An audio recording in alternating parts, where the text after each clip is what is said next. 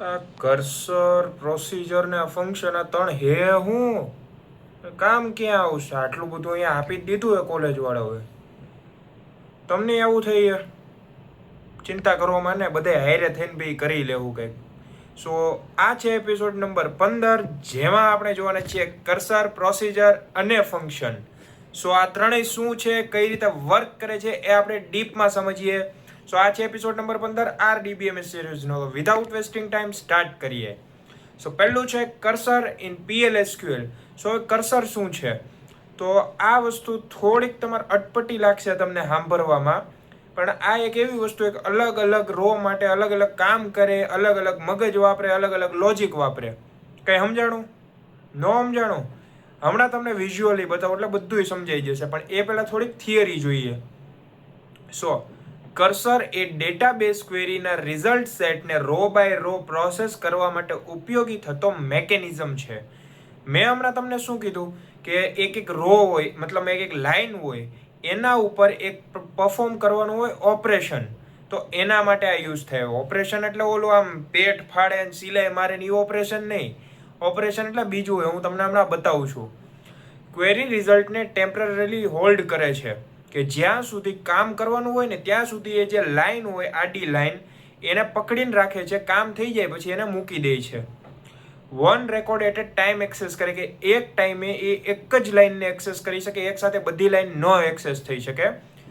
Mainly select statement સાથે ઉપયોગ થાય છે, કે ભાઈ આપણે એક સ્પેસિફિક લાઈન જોતી છે તો આપણે કેમ સિલેક્ટ સ્ટેટમેન્ટ કરીએ અને આખું ટેબલ જોઈ લઈએ. તો છે એના જેવું જ કામ કરે, પણ સિલેક્ટ શું કરે? ખાલી એક જ લાઈન, એક જ આડી લાઈન, અને લૂપ સાથે કમ્બાઈન કરી શકાય. સો હવે આ વસ્તુ હું તમને વિઝ્યુઅલી બતાવું છું કે કર્સર કોને કહેવાય, તો થોડુંક ધ્યાન દઈને જોજો એટલે તમને સમજ પડી જાય.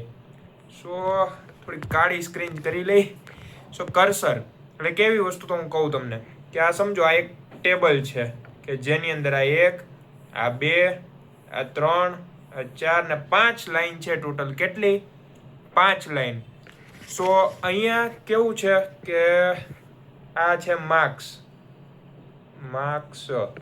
અને અહીંયા છે ફીઝ લેસ. હવે હું તમને કર્સર જે રીતે સમજાવું છું ને, થોડુંક ધ્યાન દેજો. આ તમને રિયલ લાઈફ એક્ઝામ્પલ ઉપર સમજાવીશ કે જો રિયલ લાઈફમાં આવવું હોય તો કર્સર કઈ રીતે વર્ક કરે. ઓકે, સો હવે સમજો કે આ એક સ્કૂલનું ટેબલ છે. કોનું ટેબલ છે? તો આ છે સ્કૂલનું ટેબલ. School table. ઓકે, અક્ષર થોડાક આમ તેમ થયા, હકાવી લેજો. સ્કૂલ ટેબલ, બરાબર. સો અત્યારે રિઝલ્ટ બહાર આવ્યું છે. શું આવ્યું? રિઝલ્ટ. અને સ્કૂલ વાળાઓએ એવો રૂલ કર્યો છે અહીંયા કે જે સ્ટુડન્ટના માર્ક્સ 95 કરતાં વધારે આવે, બરાબર, એટલે કે લેસ દેન નહીં પણ ગ્રેટર દેન 95. ગ્રેટર દેન 95, એટલે કે 95 કરતાં વધારે. ઓકે, સો અહીંયા શું કીધું કે 95 કરતાં જે માર્ક્સ વધારે આવે, સો અહીંયા શું થશે કે માર્ક્સ 95 કરતાં વધારે હોય તો ફીઝ હોય એને કેટલી કરી દો? 100% માફ કરી દો. વિદ્યાર્થી ફીને 100% માફ કરી દો. હવે એની જગ્યાએ એવું પ્રોસિજર બનાવ્યું આ લોકોએ કે જો માર્ક્સ 90% કરતાં વધારે હોય તો કેટલી ફી માફ કરવાની? તો સમજો કે 80% માફ કરી દેવાનું કીધું છે. સો એને શું કીધું? આ 90%, સોરી 90 માર્ક્સ, અને એમાં 80% ફી માફ થાય. કેટલી? 80% ફી માફ. ત્યારબાદ એમ નક્કી કર્યું કે જો વિદ્યાર્થીના 85 કરતાં વધારે આવે, 85 માર્ક્સ કરતાં વધારે આવે, તો શું કરવાનું? તો અહીંયા 70% ફી ઓછી કરી દો. કેટલી? 70%. અને last but not the least, 80 marks કરતાં વધારે આવે તો શું કરવાનું? તો વિદ્યાર્થીની 50% ફી લેસ કરી દો. 80 માર્ક્સ ઉપર જો માર્ક્સ આવ્યા તો તમારી 50% ફી માફ. ઓકે, સો આવી રીતનું સ્કૂલે ટેબલ બનાવ્યું હતું. હવે શું કરશે કે એક રો બનાવશે, મતલબ એક ટેબલ હોય. હવે હું અત્યારે ભૂસી નાખું, હવે તમને સમજાય રિયલ શું છે ને. તો અહીંયા એક ટેબલ છે વિદ્યાર્થીનું આખું. કોનું? વિદ્યાર્થીનું. તો અહીંયા છે નેમ, અહીંયા છે માર્ક્સ, અને અહીંયા છે ફીઝ. બરાબર.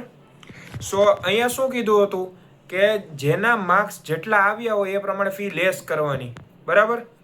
સો અહીંયા રો કેટલી છે એક જોઈએ આપણે. 1 2 3 ને 4 રો છે, 4 લાઈન છે. એમાં પહેલું છે જય. તો અક્ષર થોડા ખારા કરો. સ્કૂલે કોઈ દી નથી કર્યા, અહીંયા કરશું હવે. ઓકે. સો અહીંયા છે જય, પછી અહીંયા છે રાજ. આ કેમ આમ થઈ આજ? રાજ ને આજ કેસા રિધમ હે યાર. પછી અહીંયા શું લખું? નયન. અક્ષર થોડાક આમ તેમ થાય, કોઈ લેજો. અને અહીંયા હું લખીશ પ્રીત. ઓકે. સો આ 4 નામ મેં લખી દીધા અત્યારે, અને આ 4 સ્ટુડન્ટ છે. તો આના માર્ક્સ છે 90, પછી આના માર્ક્સ છે 40, પછી હવે આને કેટલા આપવા? આને હું આપી દઉં 72, અને આને આપું 89. સો અહીંયા એક આખું ટેબલ છે. હવે આખા ટેબલમાં હું કહે તમે એકલા જઈને એમ જોવો ને કોને કેટલા માર્ક્સ હતા, તેને કેટલી ફી આપવાની. ન જોવો ને, ટાઈમ તો વેસ્ટ નહીં કરો. તો અહીંયા યુઝ થાય કર્સર. કે એ શું કરશે? અહીંયા લાઈન બાય લાઈન જશે. પહેલાં અહીંયા ગયું, ત્યારબાદ અહીંયા જશે, પછી અહીંયા, અને પછી અહીંયા. તો એક એક કરીને એક એક લાઈનમાં જશે, અને પહેલાં જોશે કોના કેટલા માર્ક્સ છે, કોની કેટલી ફી મળે. તો હવે અહીંયા સમજો, આને હું ભૂસી નાખું બધાને અત્યારે. હવે સમજો કે પહેલું કર્સર આવ્યું, એ અહીંયા ગયું, આમ રે ને, જય પાસે ગયું. સો કર્સર પહેલી લાઈન ઉપર ગયું, ત્યાં જોયું માર્ક્સ કેટલા છે? 90 છે. 90 થી ઉપર કીધું હતું તો કેટલા ટકા? 80% ફી માફ થાય. પણ અહીંયા 90 કરતાં ઉપર નથી, 90 છે. તો અહીંયા શું થશે? 85 થી ઉપર છે. કેટલી ફી માફ થઈ? 70%. સો અહીંયા શું લખ્યું? 70%. બરાબર. ફી લેસ થઈ એટલી. પછી એનું કામ પતી ગયું. સો આ લાઈનને અત્યારે આપી દો ચેકો, કે હવે આને આપણે નથી જોવાની. હવે શું કરશે? એ જશે નીચે, જશે રાજ પાસે. સો અહીંયા બધી કન્ડિશનમાંથી એકઈ મેચ નથી થતી. જુઓ 40 માર્ક્સ છે, 80 ઉપર હોવા જોઈએ 50% ફી હાટું, એકઈ નથી. તો અહીંયા લીટો. બરાબર. અહીંયા કાંઈ નહીં આવે. તો અહીંયા એ લાઈનને મારો લીટો, આખી લાઈનને. પછી નીચે જશે, એને ચેક કરશે. 80 ઉપર માર્ક્સ હોય તો છેલ્લું આપણે કીધું હતું કે છેલ્લામાં છેલ્લા 80 ઉપર હોવા જોઈએ તો 50%. તો આને 80 ઉપર નથી, તો આને મારો લીટો, આ લાઈન ગઈ. હવે કર્સર જાય નીચે, અને હવે શું થશે? હવે એના માર્ક્સ જોશે. 89 માર્ક્સ છે. 90 ઉપર નથી કે 90 નથી, 89 છે, અને 85 ની ઉપર છે. સો 85 ની ઉપર જ્યારે માર્ક્સ હોય ત્યારે કેટલા કીધા હતા? 70% ફી માફ થવી જોઈએ. તો અહીંયા આને મળશે 70% ફી માફ. સો આ કામ થઈ ગયું, અને આને મારો લીટો, ને હવે કર્સર આવી ગયું બહાર, અને એ શું થઈ ગયું? હવે ફ્રી. હવે કાંઈ કામ નથી. સો અહીંયા શું થયું? તમે જોયું કે આખું ટેબલ તમે કરો, સોલ્વ કરો કે માર્ક્સ દો, ગમે એ કરો, તો એની જગ્યાએ કર્સર મૂકી દીધું, જે લાઈન બાય લાઈન જઈને બધું એનાલિસિસ કરે, અને એ થ્રુ આઉટપુટ આપે. તો એ એની રીતે કામ કરે. આ ખબર પડી? કર્સર એટલે શું? એક એક લાઈનમાં જાય, બધું તપાસે, કામ પૂરું થાય, પછી લાઈનને મારો લીટો, અને પછી નીચેની લાઈનમાં જાય. એમાં કામ પૂરું થાય પછી પાછો નીચેની લાઈનમાં જાય. ખબર પડી? હવે પ્રોપર વર્ક કરવા માટે કર્સર એક એક લાઈનનો ઉપયોગ કરે છે. સો આ તમને ખબર પડી ગઈ કર્સર ઇન PLSQL શું થાય. સો હવે એક્ઝામમાં પૂછે એટલે લખી લેવાનું કે row by row execute operation or perform operation. When operation finish then cursor નહીં cursor go to next line. આ ખબર પડી ગઈ? આટલું લખીને આવતા રહેજો. પાસ. કોઈ એક માર્ક્સ એ ન કાપે તમારો. સો હવે જોઈએ આપણે પ્રોસિજરને. આ બહુ જગ્યાએ આપણે સાંભળ્યું છે. સો થોડુંક ધ્યાનથી જોજો, કાંઈ રોકેટ સાયન્સ નથી, બધું આપણે સમજી જશું અત્યારે. સો પ્રોસિજર એ PLSQL નો સ્ટોર્ડ પ્રોગ્રામ યુનિટ છે, જે સ્પેસિફિક ટાસ્ક પરફોર્મ કરવા માટે ડેટાબેઝમાં પરમાનન્ટલી સ્ટોર થાય. પ્રોસિજર એટલે પ્રોસિજર એટલે હું તમને એમ કહું, કોઈ કંપનીમાં તમે ગયા હોય, કંપનીમાં શું હોય? એક રૂલ જ હોય કે આવી રીતે કામ થવું જોઈએ, કાંઈ ગડબડ નહીં. સો પ્રોસિજર એટલે કે લાઈન બાય લાઈન કામ કરવાની રીત, કે લાઈન બાય લાઈન કામ કરો, સ્ટેપ બાય સ્ટેપ ફોલો કરો. સો આને જ કહેવાય પ્રોસિજર. હવે એ જ છે ડેટાબેઝની અંદર કે પ્રોસિજર શું છે. સો હવે એ ટેકનિકલ વેમાં સમજીએ થોડુંક, કે રીયુઝેબલ બ્લોક ઓફ કોડ એટલે કે પ્રોસિજર શું કીધું? Step by step execution. So એક ફિક્સ કરેલો બ્લોક છે કે આ ટાઈમમાં આ કામ થવું જોઈએ, આ ટાઈમમાં બીજું કામ, ને આ ટાઈમમાં ત્રીજું કામ, અને ઓવરઓલ કામ થાય પછી આ ટાઈમે રિપોર્ટ જોઈએ. સો એક બ્લોક પાડી દીધા કે આટલા ટાઈમમાં આટલું કામ થઈ જવું જોઈએ. તો આને જ કહેવાય પ્રોસિજર, કે એ રીયુઝેબલ હોય. આજે તમે સવારે ઓફિસે ગયા હોય તો ફિક્સ જ હોય કે 8 થી 12 વાગ્યા સુધી તમારે કામ કરવાનું, 12 થી 2 વાગ્યા સુધી લંચ, 2 થી 4 મીટિંગ, અને 4 થી 6 તમારે બીજું કામ કરવાનું.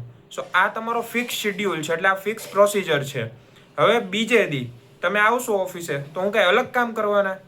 એને જ કરશો કે સવારે 8 વાગે આવ્યા, 12 વાગ્યા સુધી કામ કર્યું, 12 થી 2 લંચ, 2 થી 4 પાછું કામ કર્યું, અથવા 2 થી 6 કામ કર્યું. સો આનું આ તમારે ડેઈલીનું ડેઈલી દોરાવી જવાનું, એટલે આને જ કહેવાય પ્રોસિજર. અને આ જ છે પ્રોસિજર ઇન DBMS, એટલે કે ટેકનિકલ વેમાં સ્ટેપ બાય સ્ટેપ કામ કરવું એટલે પ્રોસિજર, બીજું કાંઈ નથી.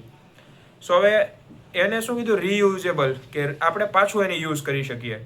પેરામીટર્સ લઈ શકે છે. પેરામીટર્સ એટલે મેં કીધું કે સવારે 8 થી 12નો એક બ્લોક, એટલે એ એક પેરામીટર થઈ ગયો, સવારનો પેરામીટર. પછી મેં કીધું 12 થી 2 વાગ્યા સુધી લંચ, સો એ એક પેરામીટર થઈ ગયો કે બપોરનો લંચ ટાઈમ.